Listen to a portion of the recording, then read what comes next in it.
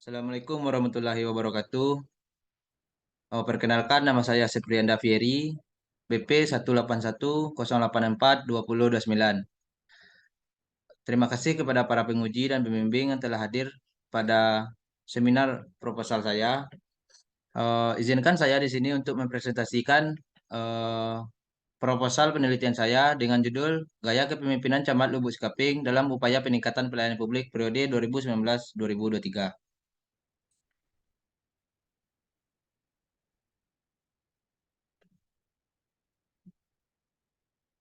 Baik, bab 1, pendahuluan, latar belakang.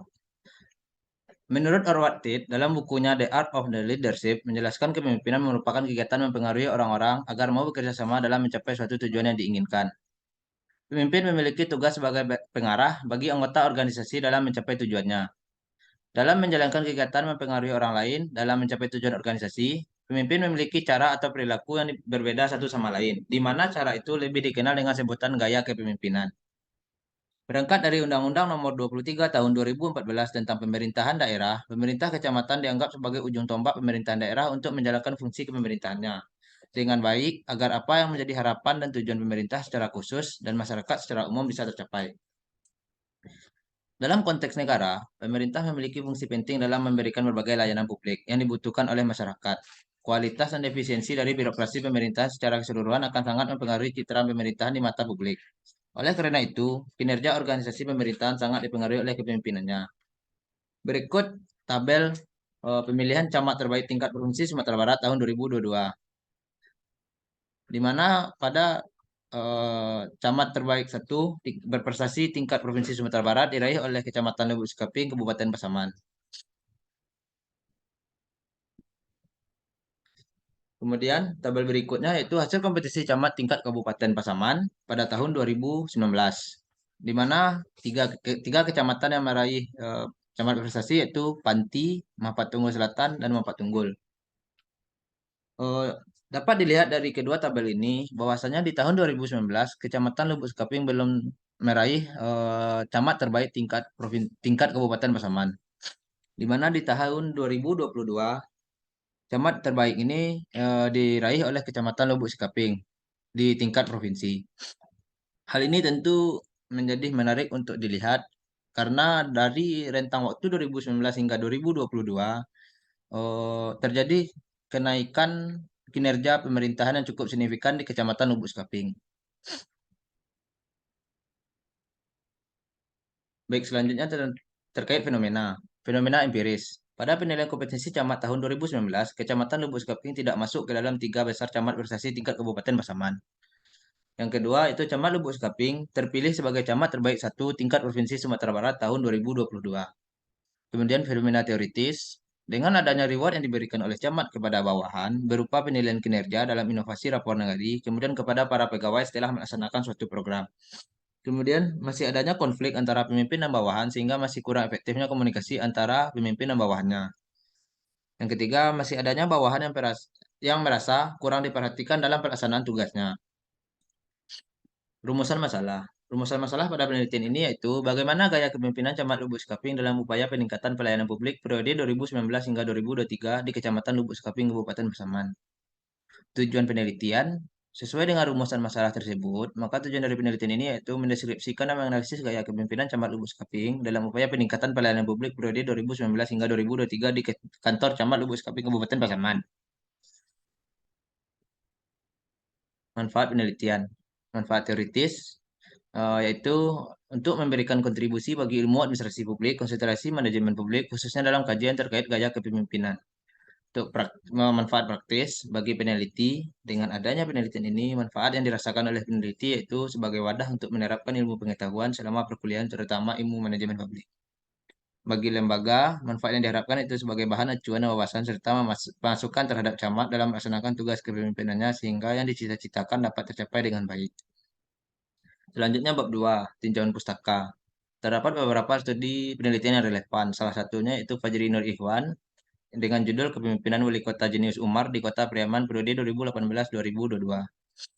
Eh, Penelitian ini menggunakan metode deskriptif kualitatif dengan teori kepemimpinan Linker. Kemudian Andi Rashid yaitu analisis gaya kepemimpinan bupati periode 2014-2019 di Kabupaten Sidrap. Metode yang digunakan deskriptif kualitatif dengan teori Tenenbaum dan Schmidt, serta teori Lipit dan White. Kemudian Ardi Ningsih Sundari 2020, ini analisis gaya kepemimpinan di kantor camat Benai Kabupaten Kuantan Singingin dengan metode deskriptif kualitatif dan teori tipe gaya kepemimpinan Kartini Kartono. Teori kepemimpinan lingkar. Terdapat 4 variabel dalam teori ini, yang dimana masing-masing variabel memiliki beberapa indikator. Variabel pertama ini sistem otokrasi pemerasaan. Uh, uh, uh, Pertama, itu pemimpin dalam hal ini sangat otokrasi, suka mengeksploitasi bawahnya dan bersikap paternalistik. Yang kedua, pemimpin membuat semua keputusan yang berhubungan dengan pekerjaan dan memerintah bawahannya. Ketiga, pemimpin sistem ini memiliki komunikasi yang sedikit dengan bawahannya. Kemudian pemimpin memberikan motivasi kerja kepada bawahannya melalui hukuman-hukuman, terkadang juga diselingi dengan penghargaan. Kemudian pemimpin lebih berorientasi pada hasil yang dicapai bawahannya. Yang kedua itu sistem otokrasi bijak. Indikatornya itu pemimpin dalam sistem ini memiliki kepercayaan yang tidak tetap kepada bawahannya. Pemimpin memotivasi bawahannya dengan memberikan reward ataupun hukuman kepada bawahannya.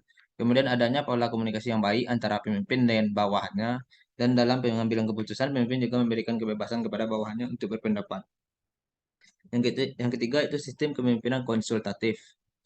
Eh, yang pertama itu pemimpin dalam hal ini mempunyai sedikit kepercayaan pada bawahannya, biasanya dalam membutuhkan informasi, ide, dan pendapat. Kemudian pemimpin dengan gaya ini memotivasi bawahannya dengan memberikan penghargaan. Pemimpin dalam sistem ini mendapatkan pola komunikasi dua arah, ini up down dan button up.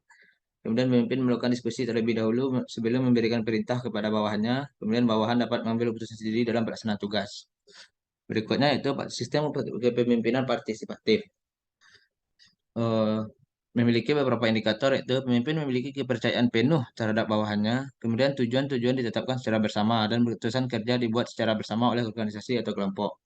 Kemudian dalam setiap persoalan pemimpin selalu melibatkan ide-ide dan pendapat dari bawahannya dengan niat menggunakan pendapat bawahannya secara konstruktif. Kemudian memberikan penghargaan yang bersifat ekonomis kepada bawahan terhadap kemajuan dan pencapaian dari bawahan tersebut. Kemudian mendorong bawahannya untuk bertanggung jawab membuat keputusan tentang suatu pekerjaan dan melaksanakan keputusan dengan bertanggung jawab. Kemudian adanya kebebasan dalam berinteraksi dengan atasan. Berikutnya itu skema pemikiran.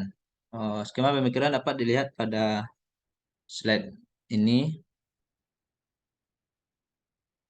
Selanjutnya itu definisi konsep. Pertama, kepemimpinan. Kepemimpinan adalah perilaku dari seorang individu yang memimpin aktivitas suatu kelompok ke suatu tujuan yang ingin dicapai bersama. Yang kedua itu gaya kepemimpinan. Merupakan cara yang dilakukan seorang pemimpin dalam mengatur, mengontrol, dan mengarahkan bawahannya sesuai dengan tujuan yang ingin dicapai. eh, Berikut ini itu definisi operasional yang dapat dilihat pada slide ini dan slide berikutnya.